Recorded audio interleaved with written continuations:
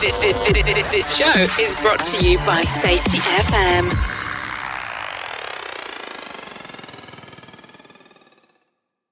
Warning, the following broadcast contains adult language, adult content, frank safety discussions, and stories that might sound unbelievable. But believe me, every one of those stories is true. Hi. We didn't start the safety war, Welcome to Safety but we are Wars. going to fight Today to win we're it going to talk for our about families, for our communities, workplace for our violence and workplaces, some of the impacts and of for it when our you don't lives. manage it properly. I've been on several projects over the years where we've had workers threaten supervisors, and in some cases beat up supervisors, especially those in safety, right? And the safety professionals probably knew about it, but they couldn't do anything to get it addressed by management or anybody else. So where are the most common areas of workplace violence? Usually if you're in contact with the public. If you have money being exchanged, picking up passengers, delivery passengers, goods, services, that sort of thing. Have mobile workplaces, work with persons in healthcare, social services, or criminal justice settings, working alone or in small numbers, working late at night or early in the morning, working in high crime areas, guarding valuable property or possessions, or working in some kind of community-based setting, such as a drug rehab or something like that, group home. The difference between this and other situations dealing with workplace violence, that these are areas where it's predictable, where you may have some type of way of structuring your work area, controlling the hazard, for example, putting people behind glass, bulletproof glass, maybe having security guards, buzzers to let people in, with the rideshare apps, making sure that you're picking up the correct passengers, things of that nature. You may not be able to control working at night or early in the morning, but you can take some precautions. So, for example, no one goes out alone. You always have a buddy. Keeping things under lock and key. Things of that nature. Under the Department of Labor Directive CPL 02-01-058, I know it kills people when I quote things like this. OSHA manages all this stuff as a General Duty Clause violation. What does that mean? For review, you have to meet 4 conditions to be guilty or in violation of OSHA's General Duty Clause, which states that as an employer you have to supply a safe and healthful workplace free of recognized hazards. So you need to meet 4 conditions. 1 is that the employer failed to keep the workplace free of a hazard. Number 2, the hazard was recognized. Number 3, the hazard was causing or likely to cause death or serious physical harm. We're not talking something incidental. And there was a feasible and useful method to correct the hazard. You need to meet all 4 conditions. What we just described, those types of work environments, easy to do. Now, what about the other stuff? You can protect people up to a certain point with that stuff. Let's say that you have a worker who is prone to violence. OSHA is inclined to refer to that stuff to your HR department or outside agency like EEOC, law enforcement, something along those lines. Chances are, unless you meet those 4 conditions, it's not going to be a general duty clause. So what are we looking at here? You're a coworker.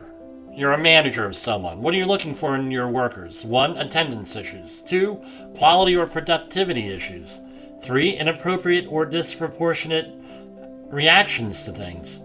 Some type of inconsistency, whether in work or they're happy one day, sad the next, a lack of focus, safety issues, poor health and hygiene changes, changed behavior, evidence of drug or alcohol use, just overall stress, they're always stressed out, the avoidance of responsibility or consequences, or an unshakable depression.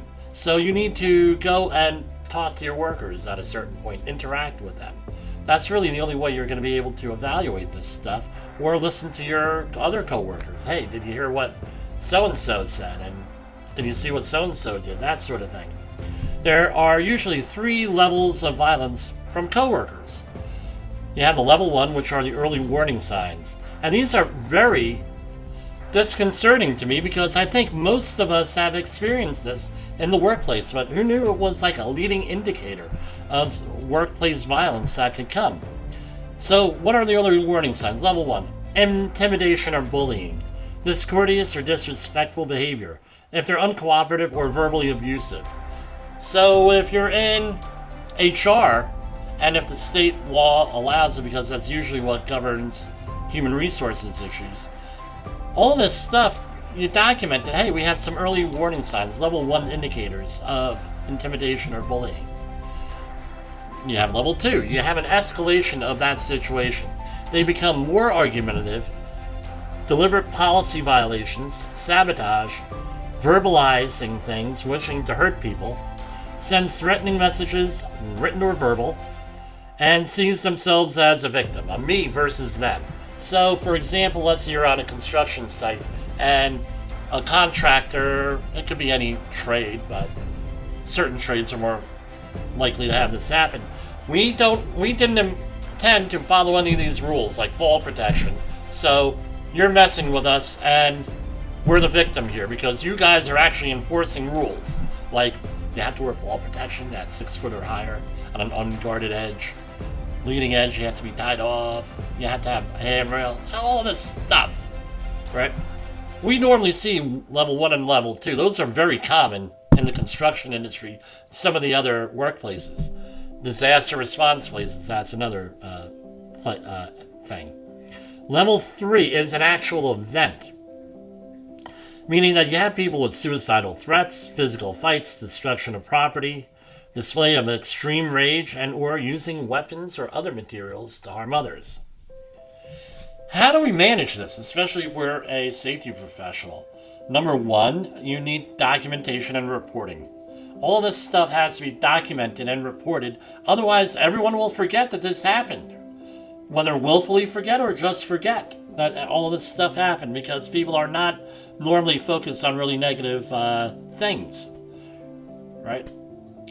If the threats are credible, or if they're not being addressed in your organization, and no one's addressing them, you might have a need for bringing in someone from the outside.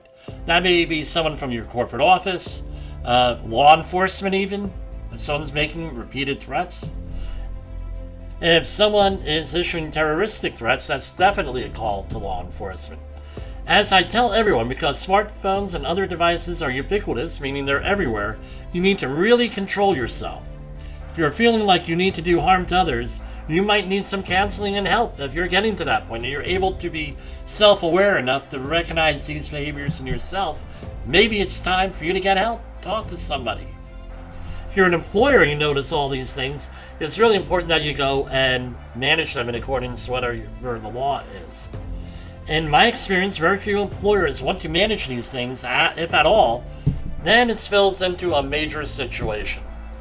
What are some of the effects that this could have, other than hurt employees, and now it becomes an OSHA reportable, and goes on that 300 log, and you have insurance rates going up, and you have employees hurt, of course, that's the worst thing.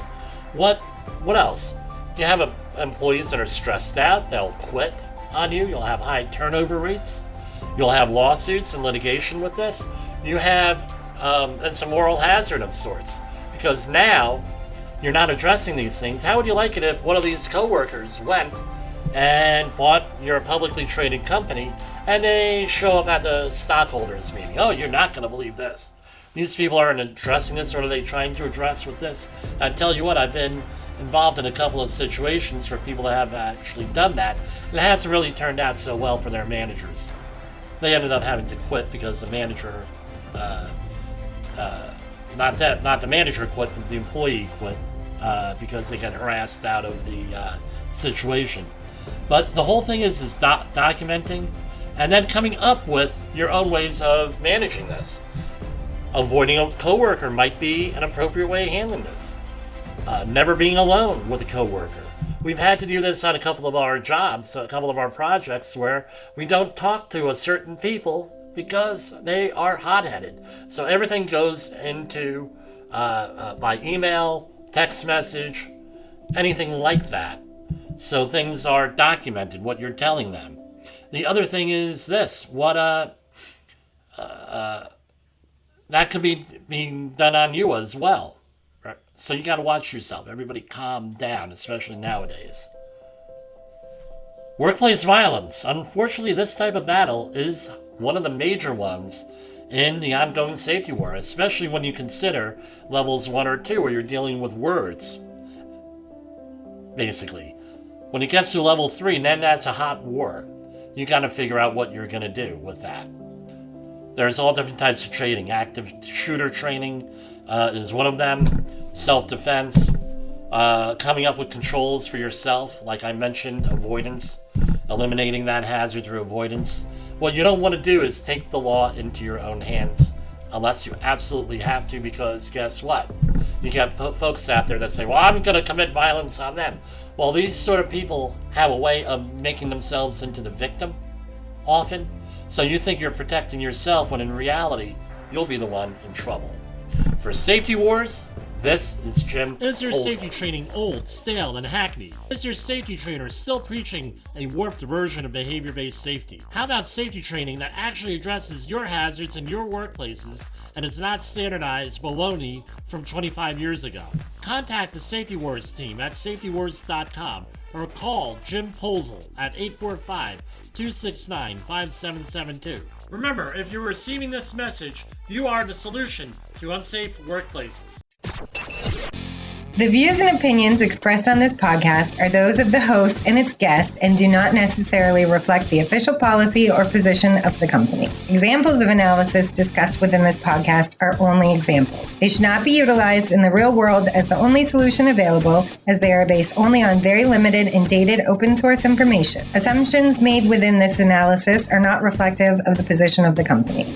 No part of this podcast may be reproduced, stored in a retrieval system, or transmitted in any form or by any means, mechanical, electronic, recording, or otherwise, without prior written permission of the creator of the podcast, Jay Allen.